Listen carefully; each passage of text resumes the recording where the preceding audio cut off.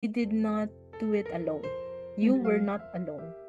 All throughout the journey, may gumabay sa'yo. Meron kang mga kasama. They were instrumental in whatever na na-achieve mo ngayon. And that's something humbling. Because that's something that keeps me grounded.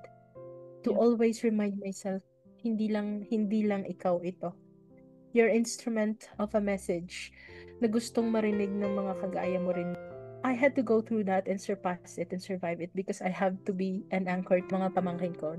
I have to be anchor to kids also who are experiencing the same thing. To people pa na makakabasa ng story, na makaka-relate doon sa loss, makaka-relate din doon sa journey of trying to survive, to stay afloat. Right. Ikaw naging source ng light and hope to them that I hope in their own way, when time comes, they'll also be like you na maging anchor din sa iba.